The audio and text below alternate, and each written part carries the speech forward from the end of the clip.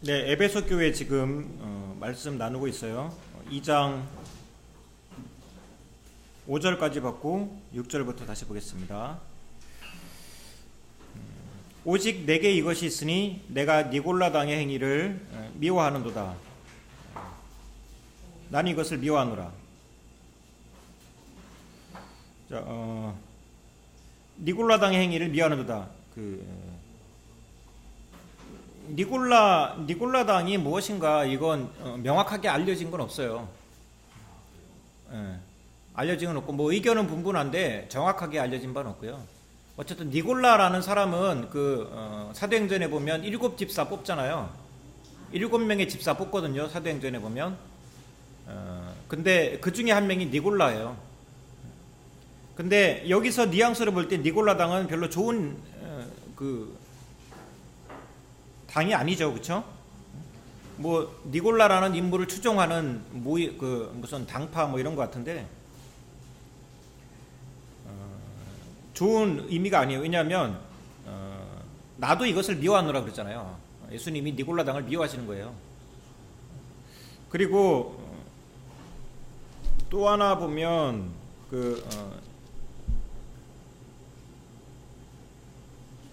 2장 15절 보시면 버가모 교회에게 주시는 말씀에도 보면 또 한 번 더 나와요. 2장 15절에 이와 같이 내게도 니골라당의 교훈을 지키는 자들이 있도다. 여기서 나쁜 의미로 나거든요. 니골라당의 교훈을 지키는 자가 있다. 이건 책망하시는 내용이에요. 그러니까 니골라당은 어쨌든 나쁜 무리들이에요. 나쁜 무리들. 근데 이게 에베소 교회와 지금 다르죠. 에베소 교회는 니골라당을 미워하고 지금 쫓아낸 거예요. 그러니까 그걸로 칭찬받는 거잖아요. 근데 버가모 교회는 지금 에베소 교회랑 반대로 니골라당의 교훈을 지키고 있어요. 이 사람들이. 그걸로 지금 책망하는 내용이에요. 어쨌든 볼 때 니골라당의 무리들은 나쁜 사람들이에요. 무조건. 근데 이제 버가모 교회를 또 한번 보면 그 앞에 14절에 그러나 내게 두어 가지 책망할 것이 있나니 거기 내게 발람의 교훈을 지키는 자들이 있도다. 발람이 발락을 가르쳐 이스라엘 자손 앞에 걸림돌을 놓아 우상의 제물을 먹게 하였고 또 행음하게 하였느니라. 이와 같이 내게도 니골라당의 교훈을 지키는 자들이 있도다. 이걸 놓고 볼 때 니골라당이 나쁜 무리들은 확실하고 구체적으로 잘은 모르지만 발람의 행위와 비슷한 자들이다 이렇게 알 수 있어요. 발람은 출애굽기 나오는 내용 있잖아요. 모압 여인을 미인계를 써서 이스라엘 남자들을 음행하게 만드는데 발락이 모압 왕이었는데 발람이라는 거짓 선지자를 이용해서 그렇게 하죠. 그러니까 이제 발람의 행위는 뭐냐면 어쨌든 우상의 제물을 먹게 하고 행음하게 하는 그런 사람이었어요. 그런 계략을 세운 사람이었어요. 그러니까 근데 이와 같이 내게도 니골라당의 교훈을 지키는 자가 있다. 이걸 놓고 볼 때 니골라당은 구체적으로 이런 유사한 사람들이 아니었을까. 그러니까 우상의 제물을 먹게 하고 행음하게 하는 그런 자들이 아니었을까 이렇게 연결하는 걸로 봐서 짐작할 수 있고 그 다음에 정확한 건 아니지만 이제 연구를 통해서 이제 나오는 얘기들은 뭐냐면 이런 것들이라고 해요. 니골라당의 특성들이 영적인 것과 어떤 행위적인 것을 완전 분리해서 우리 영혼이 구원받았으니 행위적으로 행음을 하든 어떤 것을 하든 내 영혼의 구원과 상관이 없다. 이런 어떤 이원론 사상을 좀 가지고 있었다. 이런 연구들도 좀 있어요. 근데 이건 확실한 건 아니고 그렇게 놓고 보면 교회 안에서 뭔가 어떤 행위적으로 뭔가 행음이나 이런 죄를 많이 지었겠죠.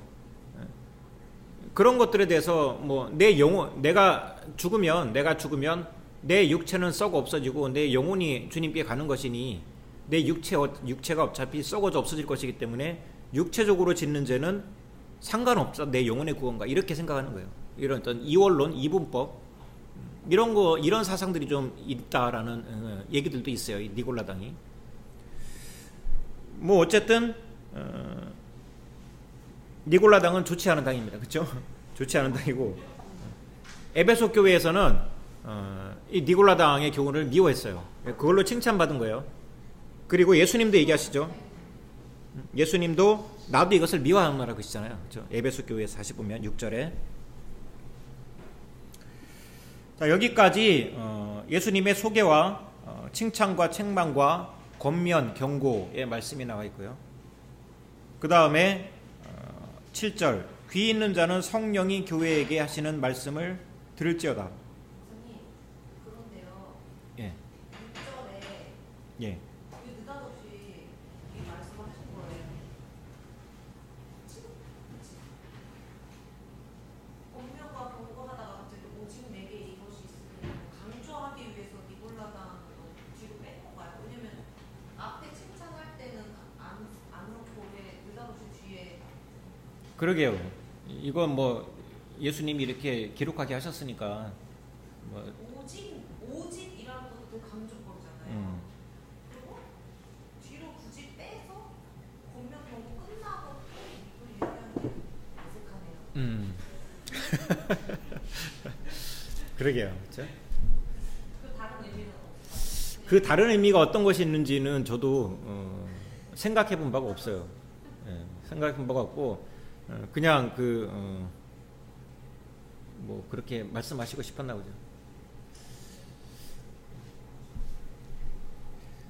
자, 7절에 한번 그것도 제가 연구해 보겠습니다. 굉장히 숙제를 많이 던져주는 귀 있는 자는 성령이 교회에게 하시는 말씀을 들을지어다. 이기는 그에게는, 여기까지는 관용구처럼 다른 교회에도 똑같이 계속 나옵니다. 똑같이. 자, 귀 있는 자는 성령이 교회에게 하시는 말씀을 들을지어다. 뭐 이것은 구약적인 배경이 있어요. 이런 표현도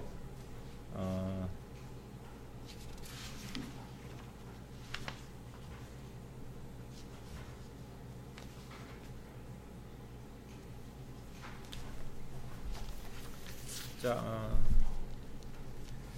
이사야 6장 9절에서 10절 제가 읽어드릴게요. 여호와께서 가라사대 이 백성에게 이르기를 너희가 듣기는 들어도 깨닫지 못할 것이요 보기는 보아도 알지 못하리라 하여 이 백성의 마음으로 둔하게 하며 그 귀가 막히고 눈이 감기게 하라. 염려컨대 그들이 눈으로 보고 귀로 듣고 마음으로 깨닫고 다시 돌아와서 고침을 받을까 하노라. 자, 귀가 있다 없다, 이것은 뭐 진짜 귀가 있다 없다라는 의미보다 이제 상징적인 표현이겠죠. 그래서 듣는 귀가 있다, 듣는 귀가 없다, 이런 거예요. 하나님께서 계시를 주실 때 귀를 닫아버리시면 못 듣는 거예요, 하나님 음성을. 이제 하나님 귀를 열어주시면 하나님 음성 듣는 것입니다. 그렇죠? 이런 의미들이 있는 거예요, 구약적인 배경으로 볼 때.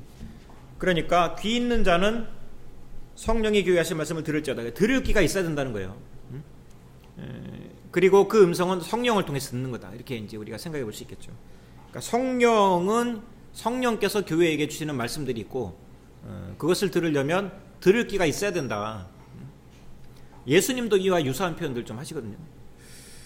자, 그래서 이게 그 주님의 말씀을 듣는 것이 또 내 의지로만 되는 것도 아닐 뿐더러 그러나 또 은혜가 있어야 되고, 그 다음에 또 우리가 그런 그 음성을, 성령의 음성을 듣기 위해서 또 우리도 성령의 음성에 좀 민감해야 되는 들을 귀를 가질 수 있는 그런 그 영적 자세와 준비도 좀 있어야 된다. 뭐 이런 생각도 좀 들고요.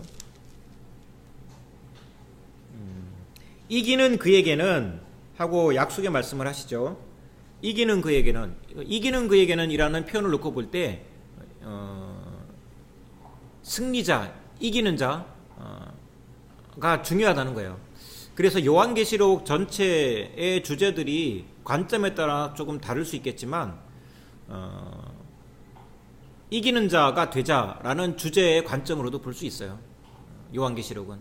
왜냐하면 요한계시록 전체에 보면 계속해서 영적 전쟁의 양상들이 상징적으로 많이 표현되거든요. 우리가 이제 앞으로 많이 나눌 텐데 표면에 드러나지 않는 이면의 영적 세계 전쟁들이 있잖아요. 근데 그 영적 전쟁의 양상들 또는 원리들 이런 것들이 되게 상징적으로 잘 표현되어 있어요, 계시록에. 그래서 우리에게 영적 전쟁의 어떤 통찰력 같은 거 많이 던져주거든요.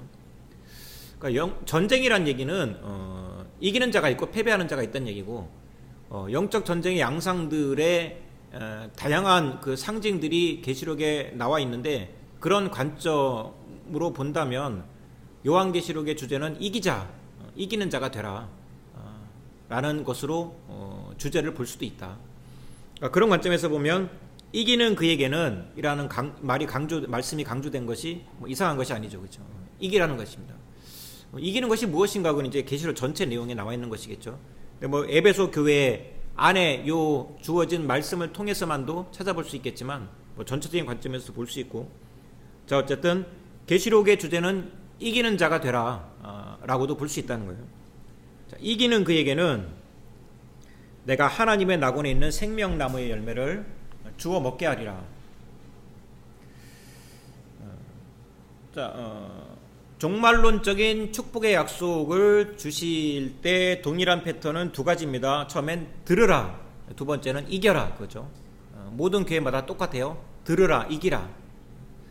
그러면 이런 약속을 주겠다. 그래서 이 두 가지도 우리에게 중요한 메시지가 될 수 있죠. 원리가 될 수 있죠. 그래서 우리가 어떤 하나님의 약속된, 예비된 종말론적인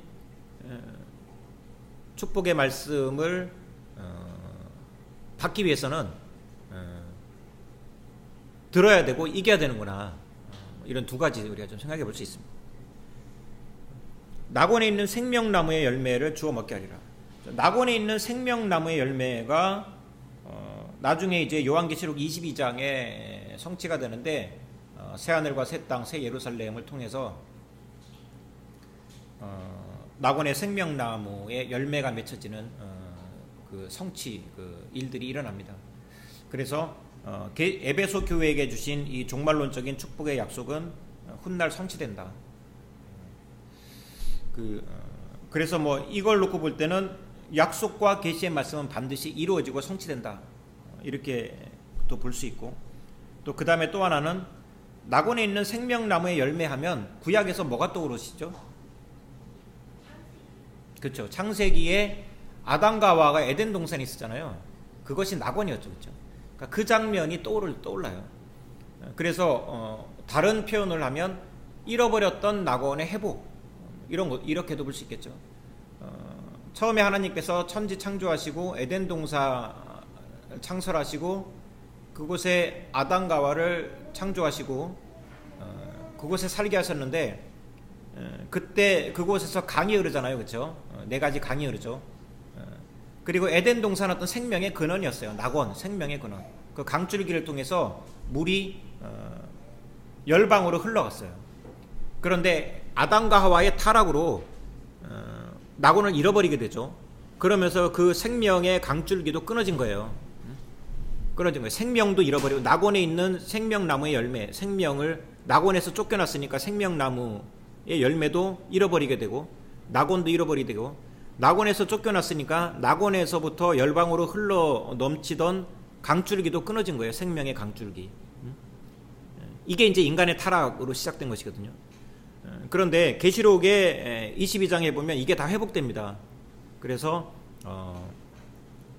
하나님 보좌로부터 물이 흘러넘치고, 그 다음에 그 물을 받는 이들마다 생명나무의 열매를 맺어요. 이게 이제 계시록에서 성취되는 거예요. 잃어버렸던 낙원의 회복이다. 이렇게 이제 그런 관점에서 볼 수 있고, 그럼 중간에서 성전에서 물이 흘러넘쳐서 그 물을 받는 나무들마다 열매를 맺고 이파리를 내겠다고 예언의 환상을 본 사람이 있어요. 누굴까요? 성전 환상.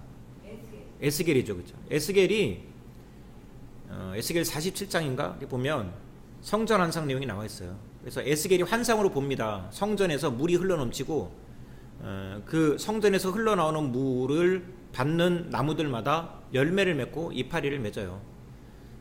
그러니까 이제 순서로 보면 원래 이것은 에덴 동산에서 있었던 일인데 이게 끊어졌죠.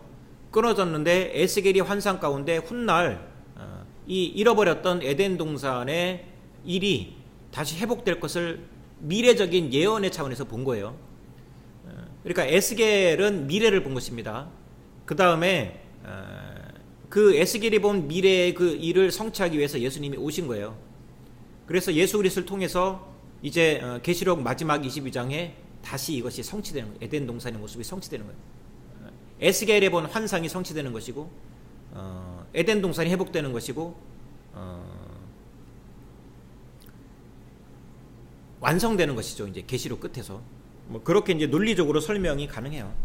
자, 어쨌든 에베소 교회에게 주시는 말씀은 약속의 말씀은 에덴 동산의 회복에 대한 약속이고 이 약속은 지금 현재 에베소 교회에게는 그렇게 주겠다라는 약속이지만 아직 성취된 건 아니죠.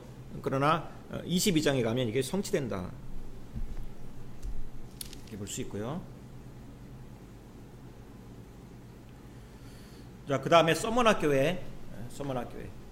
자, 패턴은 동일합니다. 에베소 교회랑 8절 서머나 교회 사자에게 편지하라. 처음이며 마지막이요 죽었다 살아나시니 가 이르시되. 자, 여기서 서머나 교회에 등장하신 예수님은 처음이요 마지막이요 죽었다 살아나신 분이죠. 1장 17절 18절에 이미 나왔던 내용이죠. 나는 처음이요 마지막이니 곧 살아있는 자라. 내가 전에 죽었노라. 이제 세세토록 살아있어 사망과 음부의 열쇠를 가졌노라. 자, 이런 예수님이 서머나 교회에 등장합니다. 9절 내가 내 환난과 궁핍을 알거니와 실상은 내가 부요한 자니라. 자칭 유대인이라 하는 자들의 비방도 알거니와 실상은 유대인이 아니요 사탄 회당이라. 자, 칭찬하십니다. 너의 환난과 궁핍을 알거니와 실상은 내가 부요한 자니라. 자, 내 환난과 궁핍을 알거니와, 그러니까 서머나 교회가 신앙을 지키기 위해서 많은 환난과 궁핍함을 당하고 있었던 것 같아요. 환난은 이제 환경적인 어려움이고 구체적으로 또 궁핍함은 재정적인 가난이겠죠. 가난. 그러니까 환난과 궁핍을 알고 있다. 그리스도를 믿기 때문에 당하는 환난과 궁핍이죠. 그러니까 주님께서 이 부분은 알고 있다는 얘기는 칭찬하시는 거예요. 그리고 실상은 내가 부요한 자니라. 미래의 말씀이죠.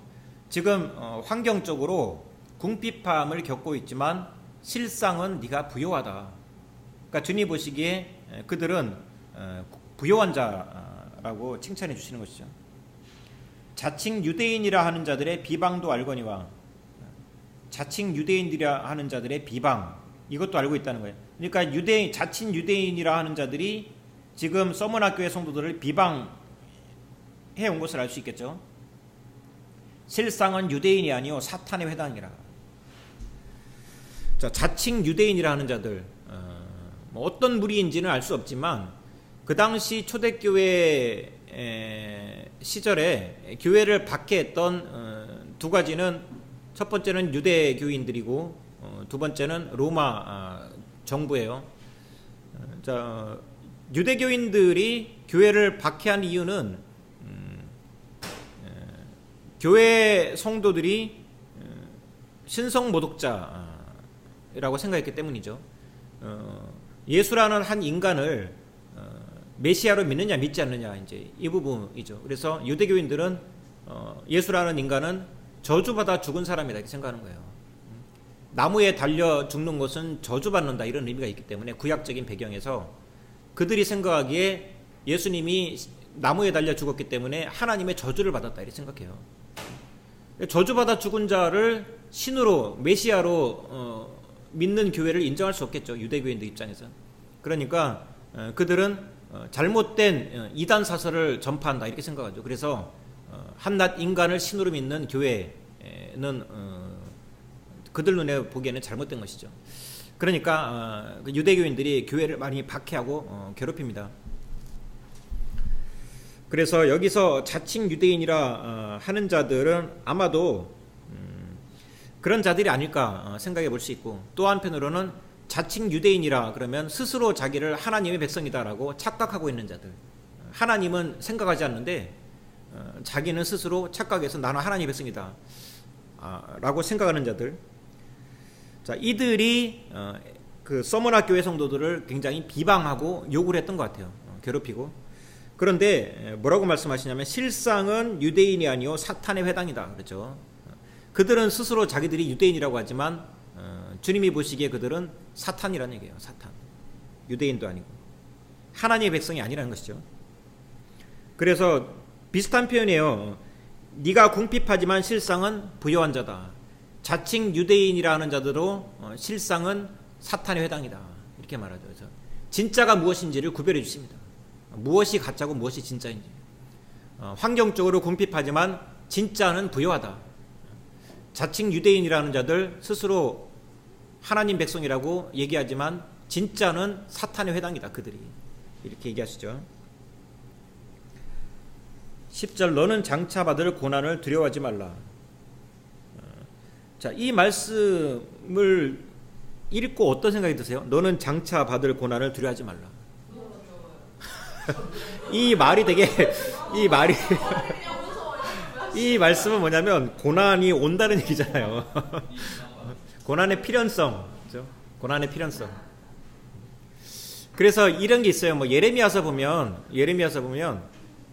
하나님께서 예레미야에게 나타나서 예레미야에게 이제 소명 주시고 사명 주시고 내가 전하는 말을 사람들에게 네가 전파해라 그런 사명을 주시잖아요. 그러면서 하시는 말씀이 뭐냐면 그들이 너를 치나 너는 담대할지어다. 너를 이기지 못할 것이다. 그들이 너를 치나 너를 이기지 못할 것이다.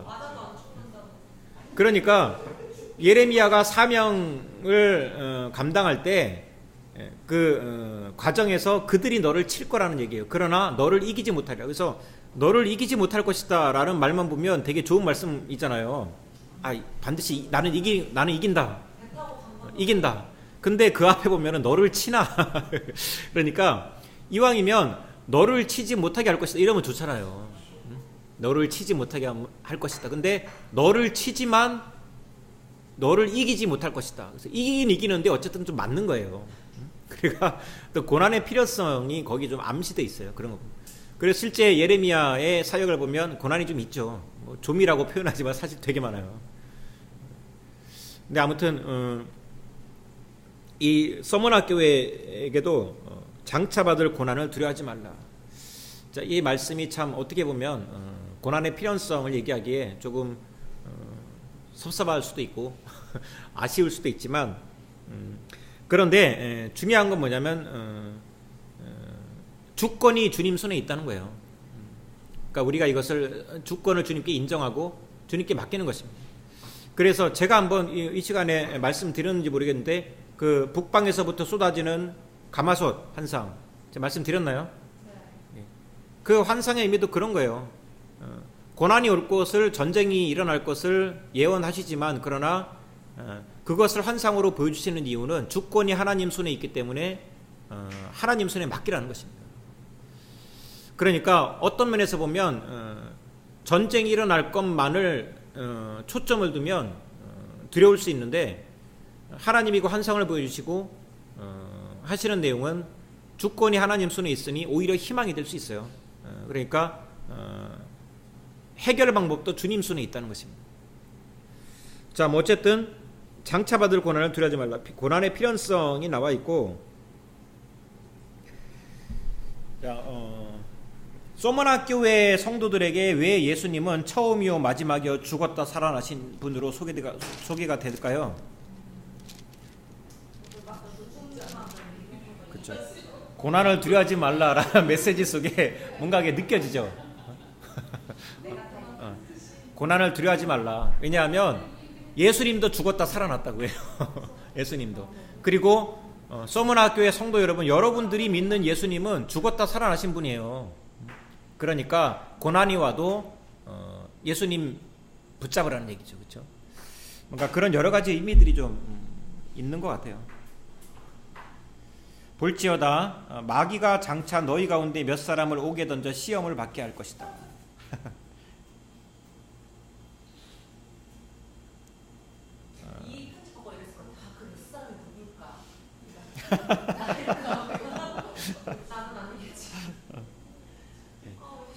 자,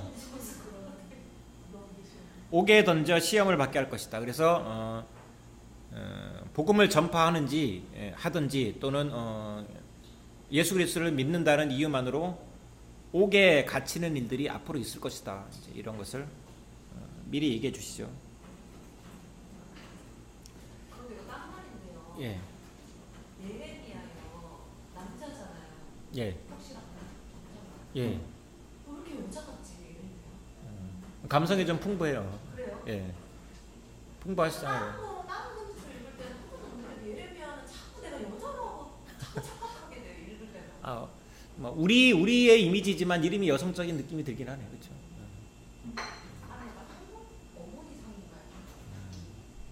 근데 되게 기도하고 막. 감성적입니다. 예레미야 선지자는 감성적이고 눈물도 많고 그렇죠.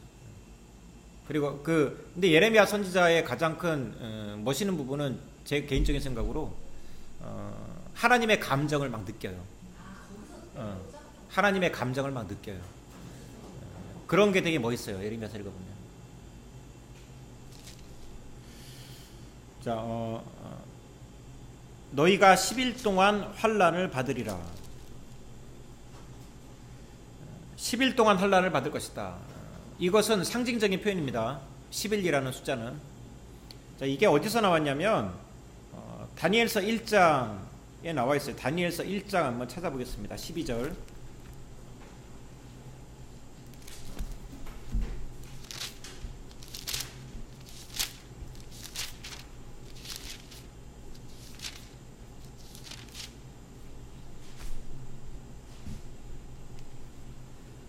다니엘서 1장 12절부터 15절까지인데 제가 읽을게요.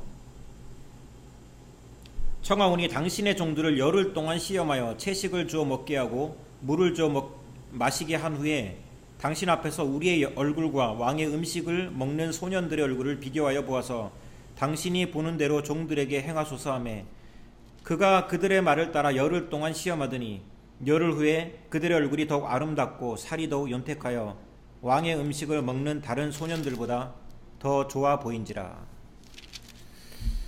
자, 다니엘과 세 친구의 열흘간의 시험의 얘기가 다니엘서에 나와 있어요. 자, 왕이 주는 음식을 거부하죠. 다니엘과 세 친구가 거부한 이유는 그 음식이 우상의 제물이었기 때문이에요.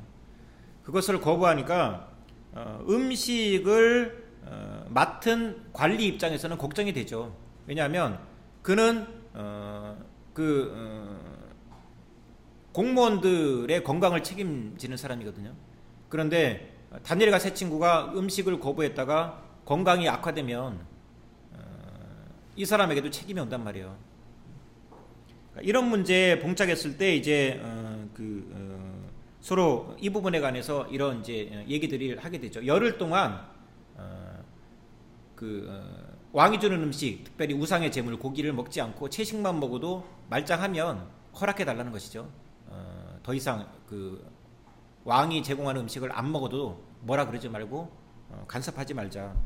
그렇게 했는데 실제 열흘 동안의 그 시험을 이겨내고 채식만 먹었지만 얼굴이 더 윤택해지고 건강해졌죠. 이제 그래서 신앙을 지킬 수 있는 지키게 되는 얘기가 나와요. 근데 그때 그게 이제 열흘간의 시험입니다. 열흘간의 시험. 자, 그래서 여기 서머나 교회에서 10일 동안 환란을 받으리라. 이것은 다니엘과 세 친구의 열흘간의 시험을 상징으로 보여주는 거예요. 자, 이 표현을 쓴 이유는 시험이 있을 것이지만 옥에 갇히는 일이 있을 것이지만 고난이 올 것이지만 이기게 하시겠다는 얘기예요. 그 약속입니다. 다니엘과 세 친구가 이겼던 것처럼 너희도 이기게 해주겠다는 거예요. 그러니까 시험은 시험이지만 승리가 보장된 시험이에요. 그래서 용기를 주는 말씀이죠.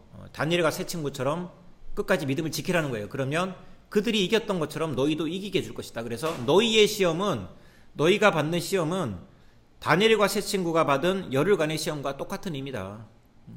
이런 상징이라고 볼 수 있어요. 그 다음에 이어서 보면 내가 죽도록 충성하라 그리하면 내가 생명의 관을 내게 주리라. 자, 죽도록 충성하라 그리하면 내가 생명의 관을 내게 주리라. 자, 이 말씀 어떤 생각이 드세요? 그쵸? 죽으면 어떻게 된다? 산다. 죽으면 산다. 죽으면 산다. 그래서 이게 되게 역설인 것이죠. 하나님 나라의 역설. 죽으려고 하는 자가 산다. 생명의 관을 얻는다. 그래서 죽도록 충성하면 생명의 관을 주겠다.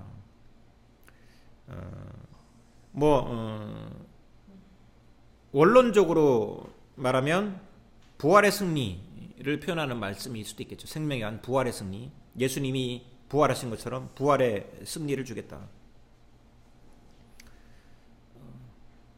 자, 죽도록 충성하면 부활을 너에게 주겠다.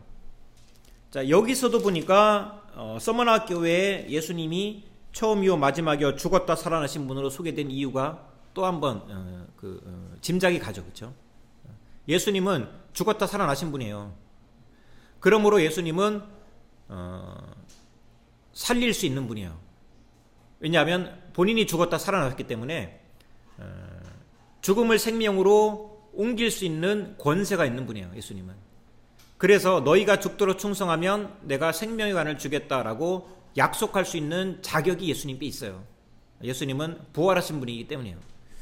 그래서 서머나 교회에 예수님은 이런 분으로 소개가 되고 있습니다.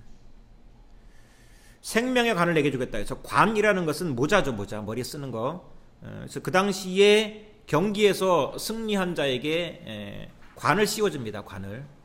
이겼다는 징표로 관을 씌워줘요. 머리에. 이것을 이제 비유적으로 말하는 거예요. 생명의 관은 믿음의 승리를 한 자에게 생명의 관, 운동 경기에서 승리한 자에게 관을 씌워주는 것처럼 믿음으로 승리하면 생명의 관을 머리에 씌워주겠다. 이런 표현이겠죠. 11절 귀 있는 자는 성령이 교회에. 자, 여기까지 놓고 보면 서머나 교회에 뭐가 하나 빠졌죠. 패턴 중에 책망이 없죠. 자, 11절 귀 있는 자는 성령이 교회에게 하시는 말씀을 들을지어다. 이기는 자는 이게 똑같은 패턴이죠. 들으라 이겨라. 두 가지 조건. 들으라 이겨라. 둘째 사망의 해를 받지 아니하리라. 약속해 주십니다. 약속. 종말론적인 약속. 둘째 사망의 해를 받지 않을 것이다.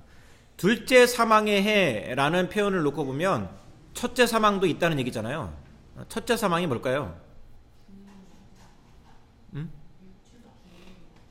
첫째 사망이 뭘까요?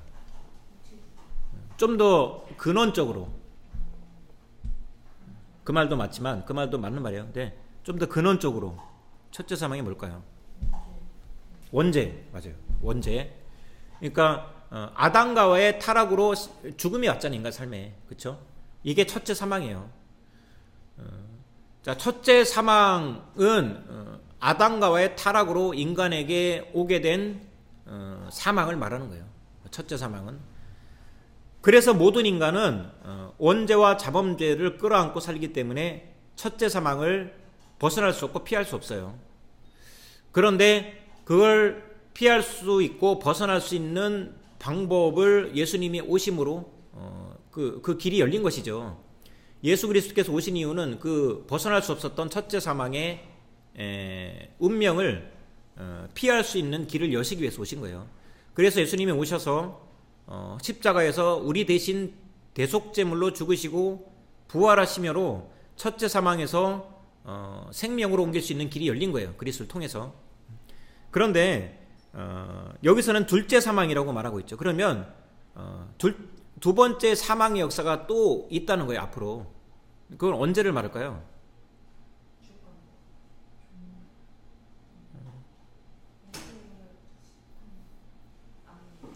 이것은 예수님의 재림이에요. 재림. 이것이 둘째 사망입니다. 예수님의 재림은 이중적인 의미가 있어요. 예수님의 재림은 믿는 자들에겐 구원이고 믿지 않는 자들에겐 심판이에요. 믿지 않는 자들의 관점에서 보면 그게 둘째 사망이에요. 그렇죠? 둘째 사망. 그러니까 물론 이제 예수님의 재림 조금 더 응용을 해보면 우리가 죽으면 그 이후에 우리는 어디로 갈 것인가 이런 문제죠. 또 예수님이 오시면 죽음과 사망, 사망과 생명 둘 중에 하나 갈림길에 우리가 서는 거예요. 예수님이 오시면, 또 우리가 이 세상을 떠나면 그 이후에 우리 삶에 사망이냐 생명이냐 갈림길이 우리에게 있는 거예요. 그런데 예수님의 재림의 관점에서 보면 이제 예수님이 다시 오시면 심판이 있다는 얘기죠. 최종 심판. 그 최종 심판의 해를 받지 않게 해주겠다는 얘기예요. 다시 말하면 심판받지 않게 해주겠다. 그 종말론적인 약속을 해주시는 거예요.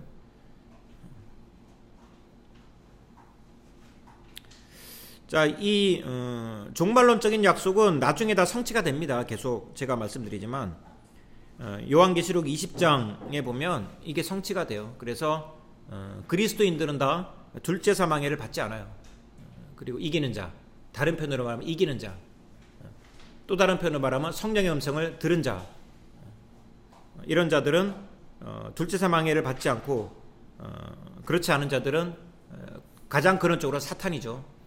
둘째 사망해를 받습니다.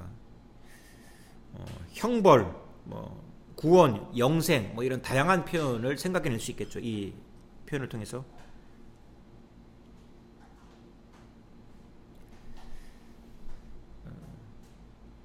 자, 이렇게 해서 서머나 교회까지 마쳤고요. 표를 보겠습니다. 표가 아니고 프린트.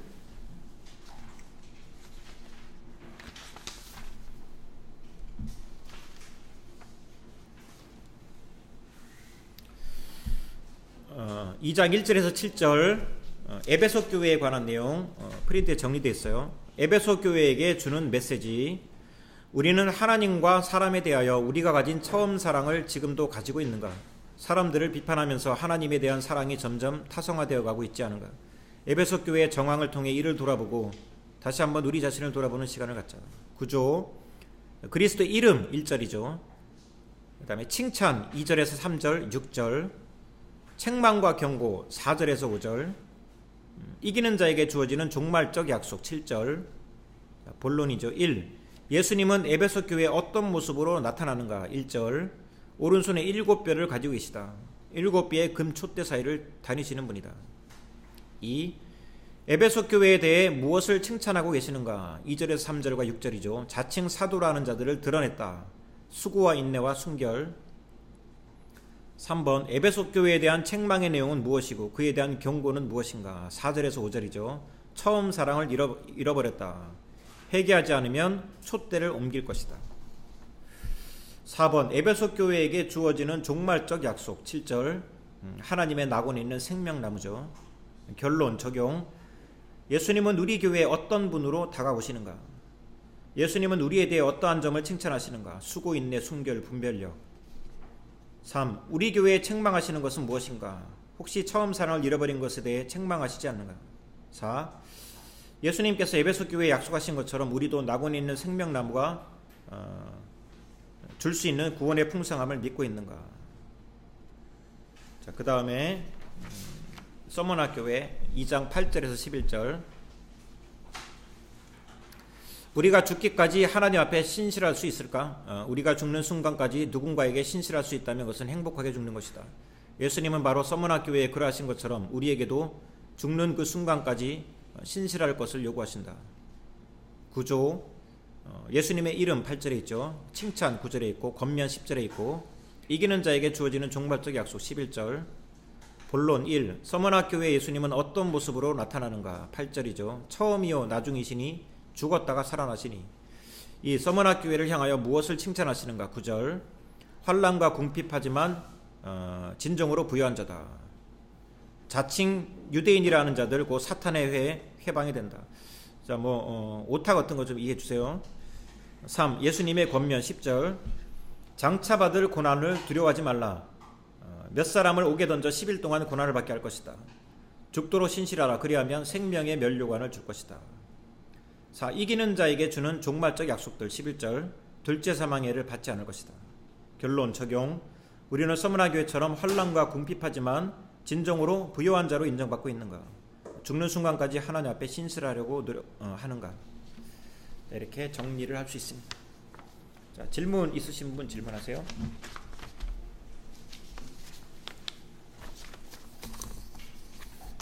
이 아시아 지방에 네. 누가 세웠어요? 12사도들 그때 초대교회 예, 써서 예, 그쵸. 뭐 누가 세웠다라는 부분은 뭐 정확하진 않고요. 뭐 바울이 세운 교회가 제일 많긴 한데 또 어떤 경로로도 세워졌겠죠.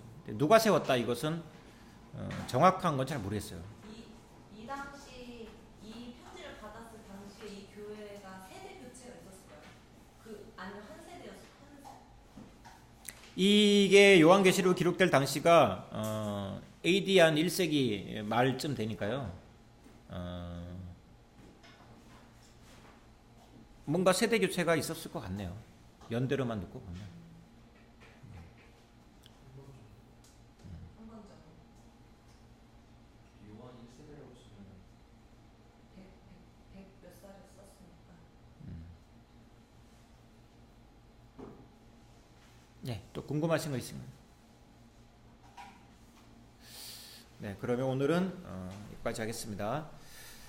살아계신 아버지 하나님, 오늘 에베소 교회와 서머나 교회에게 주신 말씀을 우리에게 주신 말씀으로 듣고 또 이기는 자가 되어서 주님이 약속하신 축복의 말씀을 우리 삶에도 이루어내는 승리자 되게 하여 주옵소서.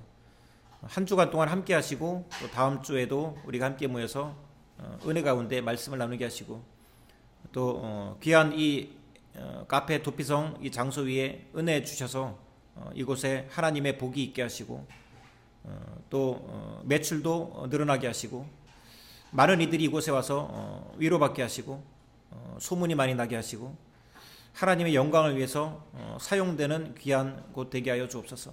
예수님의 이름으로 축복하고 기도드렸습니다. 아멘. 고맙습니다.